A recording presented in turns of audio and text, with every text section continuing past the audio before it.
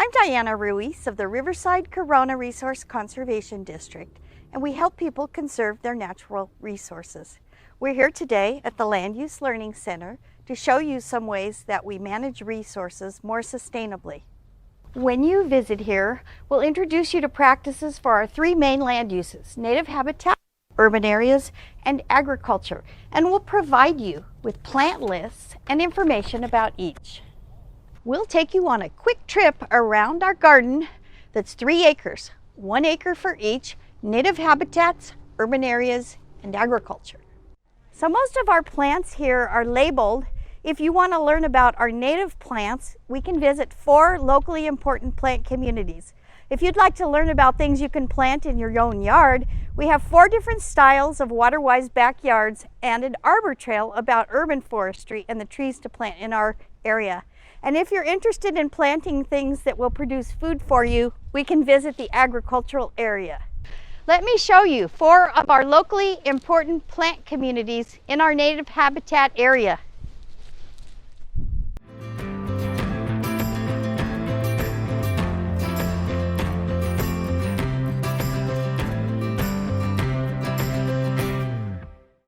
The native habitat area includes plantings of 4 dwindling, locally important plant communities of inland western Riverside and San Bernardino counties: coastal sage scrub, chaparral, riparian, and oak woodland.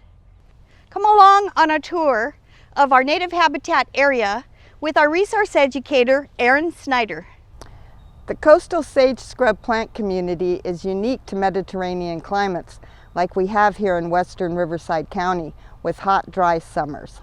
The shrubs, grasses, and herbs become dormant from summer through fall to survive dry conditions. Unlike the plants in our gardens that are watered and grow in the summer, these plants grow during our wet, mild winters. Coastal sage scrub plants are well suited to the arid environment and are adapted to drought. They often have small, skinny leaves that reduce surface exposure to heat and evaporation, or lighter color leaves to reflect sunlight and heat. These plants can tolerate minimal rainfall, heat, and wind. They tend to be small and bushy and grow in our valleys between the coast and the mountains.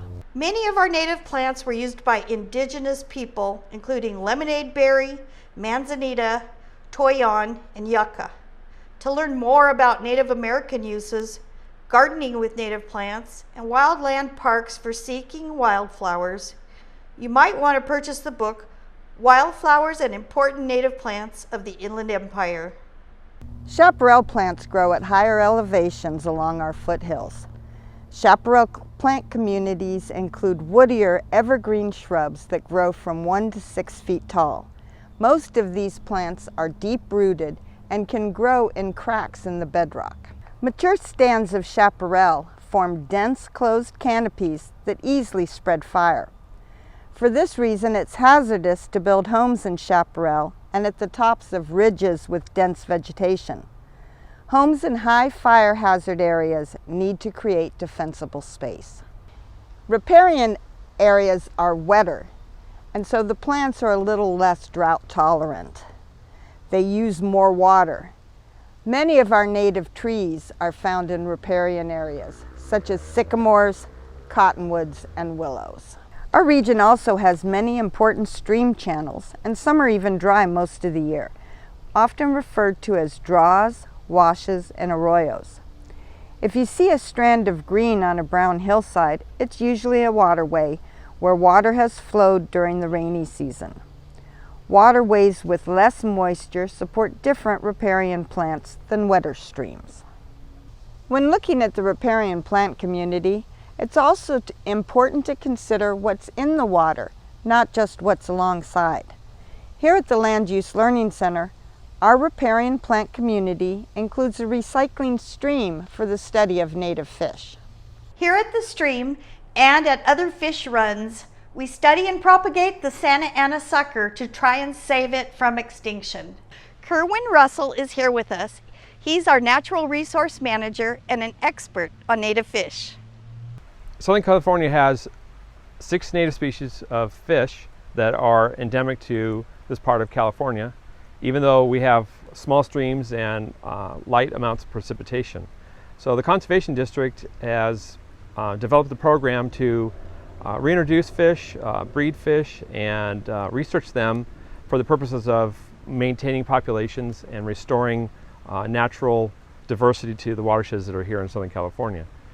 We have 6 species, and most of them are relatively small, and you may have heard of some of them. One of them that is fairly common is the coastal rainbow trout, and that is the landlocked version of steelhead. A lot of people have heard of steelhead that used to come up some of the rivers here, Santa Ana, San Gabriel, the LA River.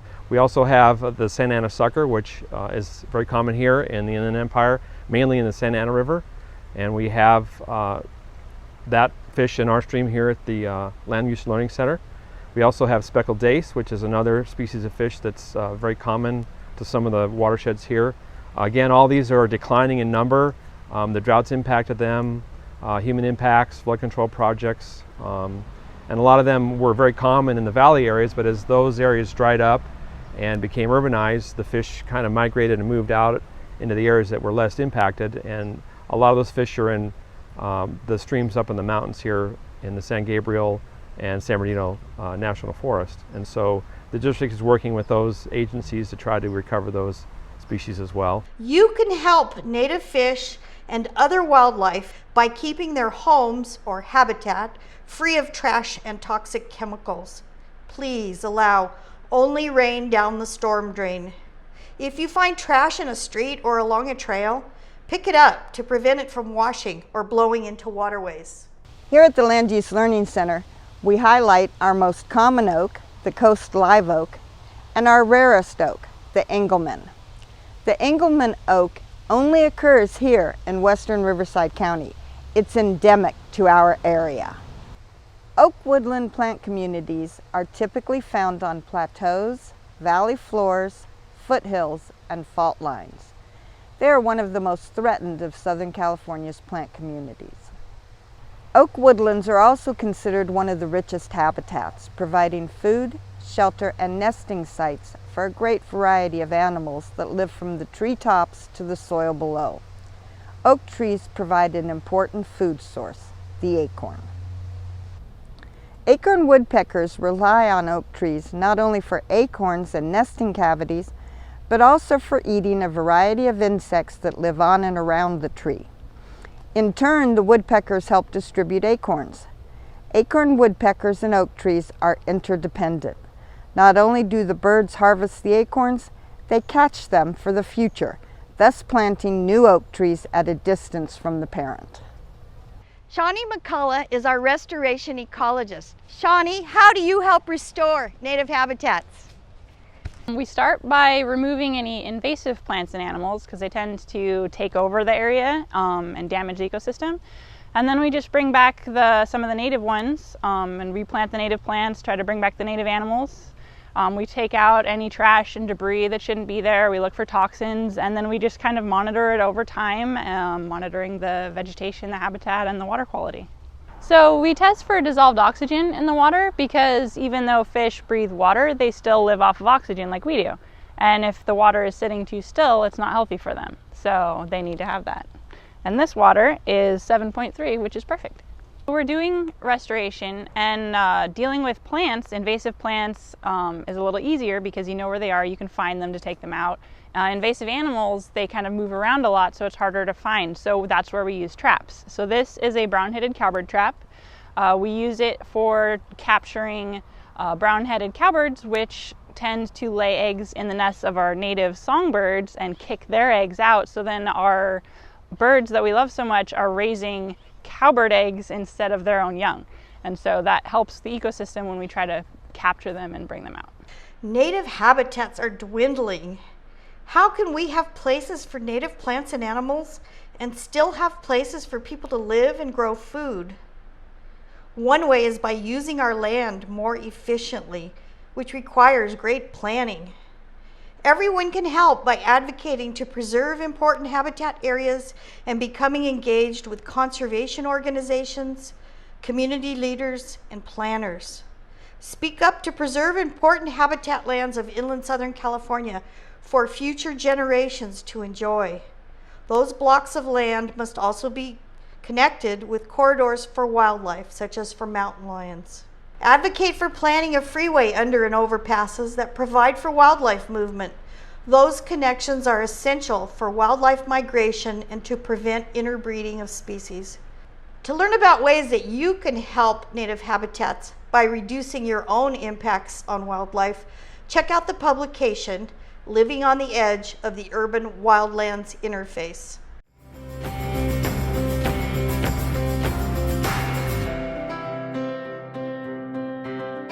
Come along with me. We're leaving the native habitat area and entering the urban area, where we demonstrate ways to steward natural resources in urban or suburban ecosystems with our 4 styles of water-wise yards, lawn alternatives, and an arbor trail with tree species that are suitable for urban areas of inland Southern California. I'm excited to introduce you to Michelle Felix Derbarmdiker. She's our resident naturalist and biologist to tell you about our urban area. Yard 1 is also known as our habitat garden. This garden focused primarily on providing food, water, and shelter for our local wildlife, including birds, lizards, and pollinators. In gardening for wildlife, it's important to provide a variety of plants so that you can provide nectar and seeds throughout the year. Yard 1 is specially graded to capture rainwater runoff. This allows for less water to go into our stormwater drains and also replenishes our soil and our underground water basins, also known as aquifers. The captured water also helps the plants, therefore reducing the amount of water needed in your irrigation. As water is an essential resource for wildlife and is limited in our dry climate, each of the 4 yards has a small water feature with moving water that attracts birds and urban adapted wildlife.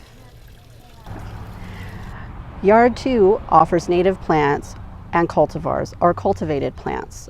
A cultivar is a plant specifically bred for certain characteristics such as bloom period, color, or scent. This yard offers low maintenance and low water usage. Many native plants become dormant from summer through fall to survive dry conditions. Alternatively, they grow during our mild, wet winters rather than during the long days of summer, as do most non-native irrigated landscape plants. For this reason, we suggest that you group plants together according to their watering needs or hydrozone. You can be more efficient in watering the groups of plants according to the time of year and their watering needs. You may notice what look like funny looking bird houses in the garden here, but what they actually are bee houses. These are great to have in your yard for supporting our local pollinators, but what most people don't know is that many of our native bees are ground dwelling, and so it's really important in your garden to provide a little bit of bare ground in between your plants. The interior trail is composed of permeable, decomposed granite, which provides for water infiltration and reduced runoff, which helps restore underground water storage, also known as aquifers. What many people don't realize is that many of our native shrubs can be trimmed to create a formal hedge, such as this hollyleaf cherry and our lemonade berry. Yard 3 demonstrates plants from other Mediterranean countries. It shows how classic design can merge with landscaping to create a balanced yet functional yard. This garden demonstrates a hardscape, hard surfaces such as concrete, which reduce the amount of area that needs to be watered. The row of bay trees along the fence line provides a buffer or windbreak for people and shelter for birds. The sustainable backyard provides food for people and wildlife. Fruits, vegetables, and herbs are grown to provide fresh, flavorful, and nutritious foods that require no transportation to and from market, thus reducing the use of fuel and the resulting air pollution. The variety of plants supports diverse beneficial insects that help control pests.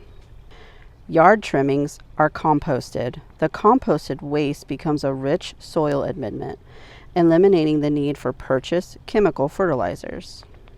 Mulch shades out weeds, reduces evaporation from the soil surface, and creates an environment that is beneficial for soil life and healthy soil. Different types of irrigation systems and controllers demonstrate ways to improve water efficiency. Here we demonstrate a variety of lawn alternatives. All of these lawn alternatives here are low water usage, but also extremely low maintenance, which is great if you hate pulling out the lawnmower every week. There are custom designed for depending on the type of usage you need in your yard. Some of them can be trimmed short or left long for a nice rolling meadow effect. All of them provide an additional habitat for our insect friends. Make sure you pick up a plant list for each of the land use areas. The plant lists include not only the species that are here on site and have labeling signs, but also on the back, there's information about how you can become more sustainable on your own property. Each of our 4 backyards have beautiful examples of trees that are appropriate for our inland climate. However, we have a lot more in our Arbor Trail. The Arbor Trail features a variety of water-wise trees that do well in harsh urban conditions of inland Southern California. The Inland Urban Forest Council and CAL FIRE partnered with us, the Riverside-Corona Resource Conservation District, and helped specify the tree species. Always start by planning well. Select the right tree for the right place.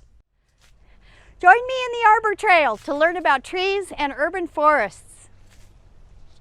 Here, the first half of the trail is all about why trees are so important for cities, and the second half teaches about how to manage and tree vitalize properties. Raquel and Chris Falco of the Inland Urban Forest Council are here today to highlight a few things you might learn along the Arbor Trail. Here you will learn how trees benefit us in a variety of ways, including environmentally, economically, and for our health. To name a few, trees cool and clean the air, reduce runoff, and provide wildlife habitat. Trees can be planted to capture and store carbon to help reduce the impacts of climate change. Learn about the placement of trees to reduce energy use and save on your utility bills. Deciduous trees often have beautiful fall color. They lose their leaves during the cold winter and they go dormant. When placed with the sun in mind, deciduous trees provide cooling shade during the summer, but do not block out the warming sun rays during the winter. Some deciduous trees in the Arbor Walk include redbud, catalpa, trumpet, and my favorite, the ginkgo tree. Here you can learn about tree care and tree planting. Pick up some of our joint publications, Tree Care and Waterwise Tree Care. A practical guide to tree pruning helps tree owners become informed consumers of tree care services. The free guide tells how to recognize good pruning, reasons to prune, and shows how to find competent and insured arborists. This publication will help you learn about good pruning practices and how to reduce impacts to wildlife. This publication will benefit both tree care practitioners and the people who own and manage trees. Thanks, Chris and Raquel. There's a lot more to see and learn about using trees to create healthier and more beautiful urban spaces.